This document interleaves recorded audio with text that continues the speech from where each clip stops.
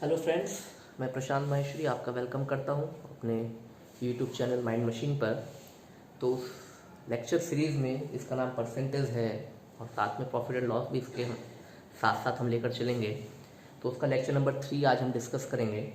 तो आपने अगर प्रीवियस 2 लेक्चर्स अभी तक नहीं देखे तो पहले इनको एक बार देख लीजिएगा, क्योंकि जो बेसिक है, जो हमने फ्रैक्शन पार्ट वहाँ पर सीखा है, वो हम लगभग हर क्वेश्चन में यूज़ करते हैं। तो इसलिए वो पहले हमें समझ में आना चाहिए। कोई डाउट हो तो आप मेरे से पूछ सकते हैं। तो आज हम कुछ और एग्जाम्पल देखते हैं परसेंटेज की कि किस किस तरीके के क्वेश्चन हमें देखने को मिल सकते हैं। देखिएगा, आपने कुछ ऐसे क्वेश्चन देखे होंगे कि लेट सपोज उसने आपसे कहा कि किसी पर्सन की जो सैलरी है डेट इज़ इंक्रीज बाई 25%। ठीक है, उसकी सैलरी क्या हुई? इंक्रीज हुई 25% से। और वो अब आपसे ये पूछेगा by how much percent the salary should be decrease so that the salary now will be same as the initial one. ठीक है, क्या मतलब हुआ इस क्वेश्चन का? इसका मतलब ये हुआ कि किसी पर्सन की सैलरी आपने इंक्रीज करी 25% से, तो कुछ उसकी अब नई सैलरी होगी। अब वो कह रहा है कि फिर से उसको वापस पुरानी वाली सैलरी पर लेकर आना है, तो अब उसकी सैलरी में हमें कितना % डिक्रीमेंट करना होगा। तो ऐसे क्वेश्चंस को हमें जो है, अगर हम 100 मानकर कर लें, let suppose initial salary 100 rupees और आपने उसमें 25% इंक्रीज कर दिया, तो न्यू सैलरी 125। यही बात मैंने यहाँ पर लिखी हुई है। ठीक है, लेकिन अब क्या करना है, उसको वापस कहाँ पहुँचा देना है? 100 पर पहुँचा देना है। तो आप उसको 100 पर पहुँचाए तो आपको कितना कम करना पड़ा? 25 आपको उसमें कम करना पड़ा उसकी सैलरी में। लेकिन ये हुआ इन टर्म्स ऑफ रुपीज़, हमें बताना है इन टर्म्स ऑफ परसेंटेज। तो आपने ये जो 25 कम करे हैं, किसके रेस्पेक्ट में करें? 125 के रेस्पेक्ट में करें। तो 25/125 इक्वल्स टू 1/5, और 1/5 का मतलब क्या होता है? 20%। तो ऐसे आपको बहुत सारे क्वेश्चन मिलेंगे कि सैलरी पहले इंक्रीज करी या पहले डिक्रीज करी, अब वापस उसको कितना इंक्रीज करे कि वो पुरानी वाली सैलरी पर आ जाए। ठीक है, फिर से देखते हैं ऐसा ही कोई क्वेश्चन। लेट सपोज आपने कहा कि किसी की सैलरी लेट सपोज 100 है, मतलब हमने माना है 100 है, कुछ सैलरी है लेट सपोज x है, और अब उसकी सैलरी में हमने लेट सपोज 20% इंक्रीमेंट करा। ठीक है, चलो इस बार हम डिक्रीमेंट ले लेते हैं, 20% डिक्रीमेंट कर देते हैं इस बार। ठीक है, तो उसकी कुछ न्यू सैलरी हो गई होगी।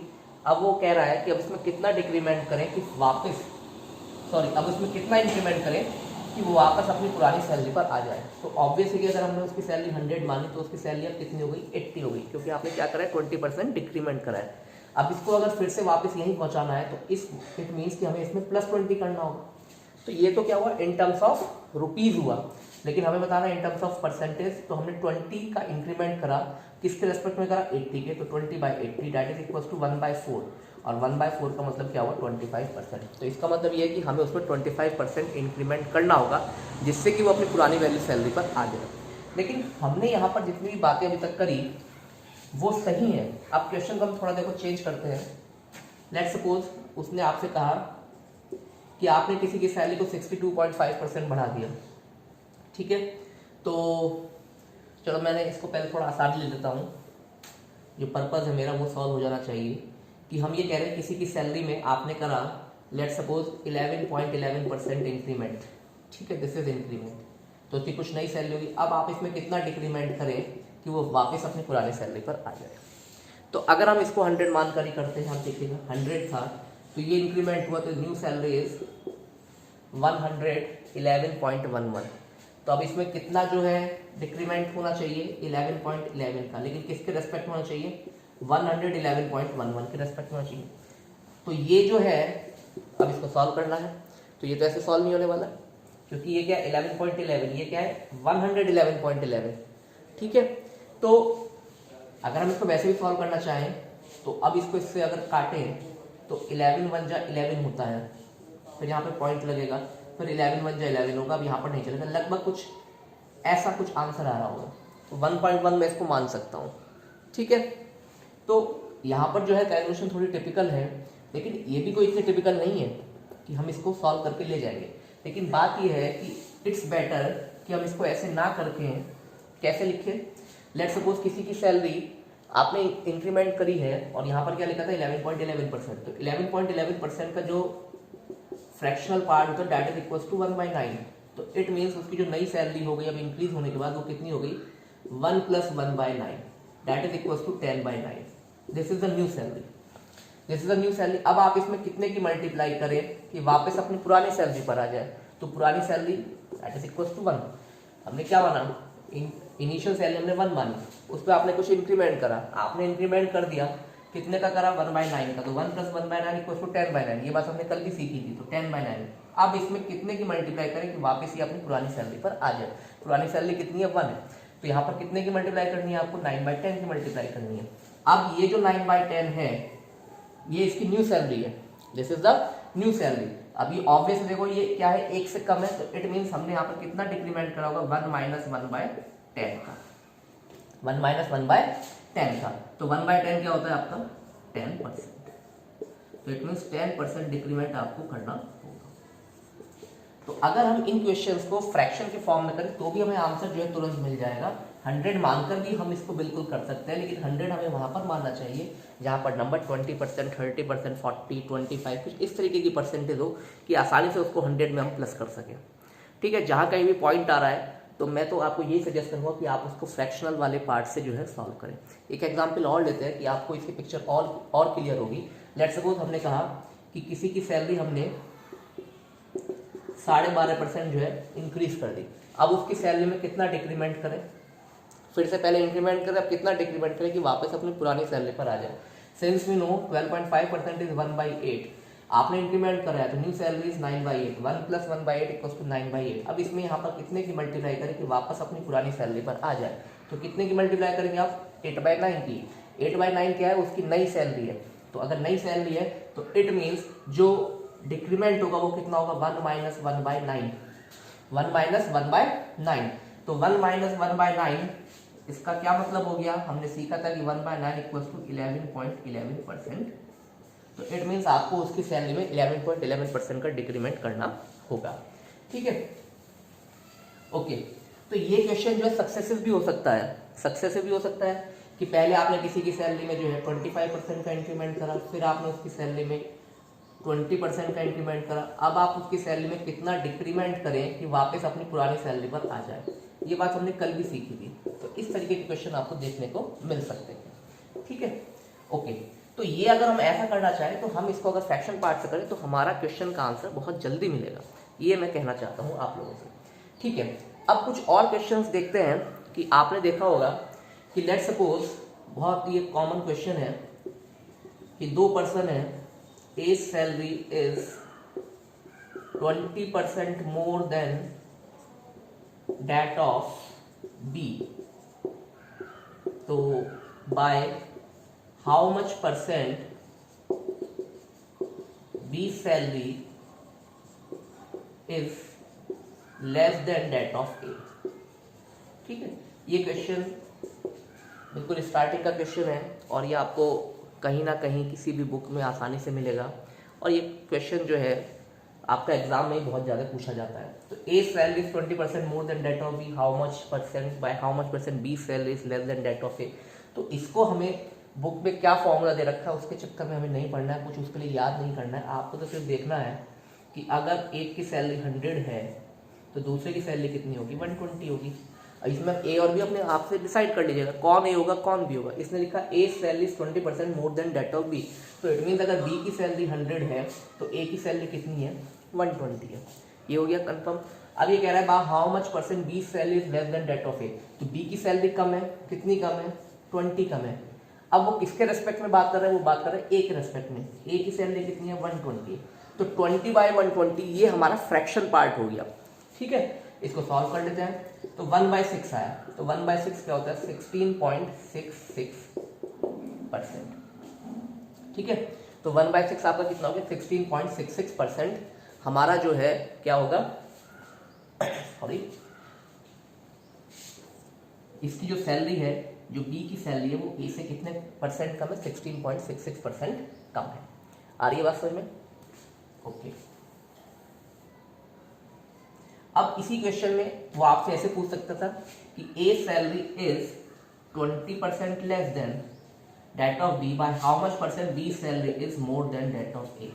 तो ठीक ऐसे ही करना है, तो फिर से एक की 100 होगी तो एक की 120 होगी, लेकिन अब किसकी 100 माने, इसने लिखा A salary is 20% less than that of B, तो अब 100 और अगर 120 मानेंगे तो काम नहीं चलेगा, तो हमने अगर बी की सैलरी को 100 माना है क्योंकि ए की सैलरी उससे कम है, तो ए की सैलरी कितनी होगी अब 80 होगी, क्योंकि क्या कह रहा है A salary 20% less than that of B. तो अगर इसकी सैलरी 100 है तो इसकी कितनी होगी 80 होगी। अब वो पूछा by how much percent B salary is more than that of A, तो बी की सैलरी ज्यादा है ए से, कितनी ज्यादा है 20। अब इन टर्म्स ऑफ परसेंटेज तो 20 डिवाइड बाय 80, तो 20 by 80 equals to 1/4 equals to 25%। ठीक है, तो ऐसे क्वेश्चन को हम आसानी से इस फॉर्म में हमें करना चाहिए 100 मानकर। ठीक है, फिर से बात यहाँ पर आएगी कि भाई अगर ऐसे परसेंटेज हो कि वो जो है थोड़ी सी कैलकुलेटिव हमारे लिए जो है हम उनको आसानी से कैलकुलेट ना कर पाए, तो हमें उसको फिर फ्रैक्शन में कन्वर्ट करके सॉल्व करना चाहिए। तो फ्रैक्शन में कन्वर्ट करके कैसे सॉल्व करेंगे, ये ठीक ऐसा ही क्वेश्चन है कि आपने उसको कितना इंक्रीमेंट करा, उसका कितना डिक्रीमेंट करा। अगर एक की ज़्यादा है सैलरी तो दूसरे की कम होगी, तो ठीक है आपको दोनों को बराबर ला कर रखना है। तो ये ठीक वैसा ही क्वेश्चन है जैसे भी हमने करा था कि ए की सैलरी इंक्रीज करी और फिर उसको कितना डिक्रीज करें, तो उसी तरीके से आप इस क्वेश्चन को भी कर सकते हैं। ठीक है, अब हम देखते हैं, आपने कुछ क्वेश्चन देखे होंगे कि लेट्स सपोज कोई सिनेमा हॉल है और वो कह रहा है कि टिकट का जो प्राइस है, टिकट्स प्राइस इंक्रीज कर दिया आपने, लेट्स सपोज बाय 25%, आपने टिकट का प्राइस इंक्रीज कर दिया, तो उससे जो सेल थी टिकट की, सेल आल्सो इंक्रीज, क्या करता है सेल उससे क्या होगी डिक्रीज होगी, sale decrease by let's suppose 20%। क्या हुआ, आपने टिकट का प्राइस बढ़ा दिया लेकिन उससे आपकी क्या हुई सेल है उस सिनेमा हॉल की वो कम होगी, कितने परसेंट 20%। तो आपको बताना है what will be the effect on revenue, उस सिनेमा हॉल के रेवेन्यू पे क्या फर्क पड़ा होगा। तो ऐसे क्वेश्चंस को करने के लिए पहले हम इसका बेसिक भी देखते हैं कि ऐसे क्वेश्चन का मतलब क्या है, हमें क्या समझ में आना चाहिए, फिर हम अपने मेथड्स देखेंगे कि हमें कौन सा मेथड जो है सूट करेगा। तो अगर हम प्राइस की बात करें तो लेट्स सपोज उसका इनिशियल प्राइस लेट्स सपोज 100, तो न्यू प्राइस कितना हो जाएगा 125, क्योंकि टिकट का प्राइस इंक्रीज हुआ 25% में। और लेट्स सपोज जो इनिशियल सेल थी वो भी 100 मान लेते हैं, तो न्यू सेल कितनी हो जाएगी, न्यू सेल विल बी, क्योंकि अब 20% से डिक्रीज होगी, दैट इज इक्वल टू 80। अब जो रेवेन्यू होता है, जो रेवेन्यू जनरेट हो रहा होगा सिनेमा हॉल में, वो कैसे निकलेगा, जो आपका टिकट है जितने सेल होंगे वही आपका क्या है रेवेन्यू है। तो एक टिकट का प्राइस अगर 100 रुपये है और टोटल आपके 100 टिकट सेल हो रहे हैं, तो आपका जो रेवेन्यू है वो कितना हो गया 10,000 हो गया। और यहाँ पर हम न्यू रेवेन्यू कितना हो गया 125 into 80 that is also equal to 10,000। तो कुल मिला के इफेक्ट कुछ भी नहीं पड़ा रेवेन्यू पे, रेवेन्यू हमारा एज इट इज है, तो रेवेन्यू विल बी सेम। तो नो इंक्रीमेंट या नाइदर इंक्रीज नॉर डिक्रीज, आप इसको ऐसे लिख सकते हैं। तो रेवेन्यू पे यहाँ पर कोई भी फर्क नहीं पड़ा। लेकिन इसी क्वेश्चन में अगर मैं इसको भी 25% ही कर देता, जिससे कि हमें बात समझ में आए, तो हमारा यहाँ पर क्या हो जाएगा 75 हो जाएगा। अब 125 और पहले 75 को मल्टीप्लाई करेंगे हम, तो यहाँ पर कुछ मल्टीप्लिकेशन आएगी, वो देख लेते हैं कितनी आएगी। तो 125 और ये 75 है, तो 125 5 जब 625 का कैरी 62, और 125 इंटू 7 12 इंटू 7 हो गया 84, तो 840 तो एक हो गया, और 5 इंटू 7 35 एक हो गया। ठीक है, तो कुल मिला के 8 7 5 ये आएगा। 125 इंटू 7 कितना हो गया 875, और हमारा कैरी था 60, 5 इंटू 7 8 937 ये आया। तो this is the revenue generated, this is the initial revenue generated, this is the new revenue generated. तो कुल मिलाकर हमें क्या हो रहा है यहाँ पे नुकसान हो रहा है। कितना नुकसान हो रहा है, इसको इसमें से माइनस कर देंगे, तो दैट इज इक्वल टू 5 2 9 में से 3 गया 6, दैट इज इक्वल टू 625। अब ये जो नुकसान हुआ है ये मुझे किस पर हुआ है, ये मुझे इस पर हुआ है, क्योंकि हमारा जो इनिशियल रेवेन्यू था दैट इज इक्वल टू 10,000, तो हमें जो नुकसान हो रहा है वो इस रेवेन्यू पे हो रहा है। तो इस रेवेन्यू पर अगर मेरे को नुकसान हो रहा है तो दिस डिवाइड बाय दिस, और ये क्या है फ्रैक्शन पार्ट है, और मल्टीप्लाई अगर 100 कर देंगे तो हमारा आंसर परसेंटेज में आ जाएगा। तो कितना हो गया 6.25% जो आपका रेवेन्यू है वो डिक्रीज हो जाएगा। तो this is the one method. लेकिन इतना सब कुछ हमें कुछ भी करने की ज़रूरत नहीं होती है। क्यों नहीं होती है वो देखते हैं। क्योंकि हमने अभी जो सीखा है ये इसका बेसिक पार्ट हो गया कि इस तरीके के क्वेश्चन को हम ऐसे समझ सकते हैं, लेकिन हमें इतना यहाँ पर कुछ करने की ज़रूरत नहीं है। इसी को हम अगर फ्रैक्शन वाले पार्ट से करें तो लेट सपोज पहले क्या हो रहा है, आपका सेल आपकी बढ़ गई, तो अगर आपकी सेल बढ़ गई बाय 25%, 25% इज 1/4, क्योंकि इंक्रीमेंट हो रहा है तो 1 + 1/4 इक्वल्स टू 5/4, तो आपका ये हो गया। ठीक है, 1 + 1/4 इक्वल्स टू 5/4, तो आपका ये मल्टीप्लाई। अब क्योंकि इन दोनों के प्रोडक्ट होके मुझे रेवेन्यू मिलना है, तो सेल क्या हो रही है, डिक्रीज हो रही है, 75% से हो रही है, तो सॉरी 25% से डिक्रीज हो रही है, 25% अगेन इक्वल्स टू 1/4, लेकिन इस बार यहाँ पर क्या हो रहा है, डिक्रीमेंट हो रहा है, तो 1 - 1/4 इक्वल्स टू 3/4, तो दैट इज इक्वल्स टू 15/16।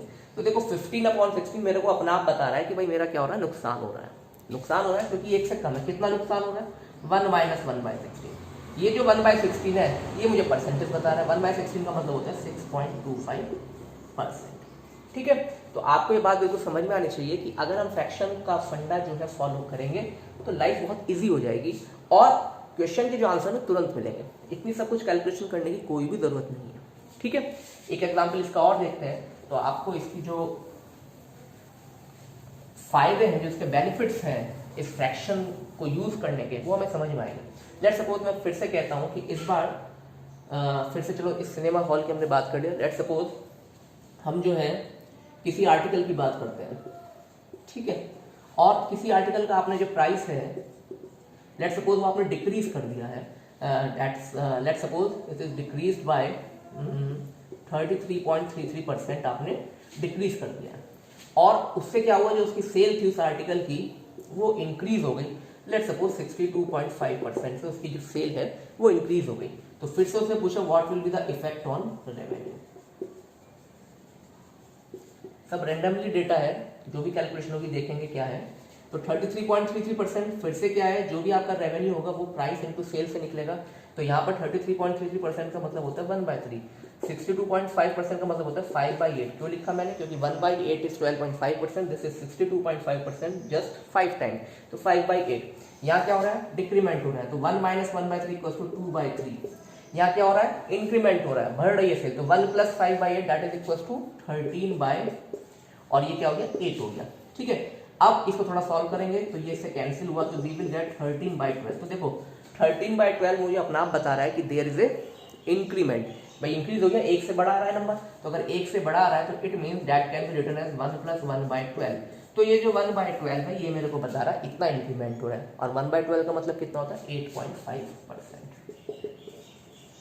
तो इट मींस जो मेरा रेवेन्यू है इस आर्टिकल की वजह से जो मुझे रेवेन्यू मिल रहा था वो कितना इंक्रीज हो गया, बाय 8.5%।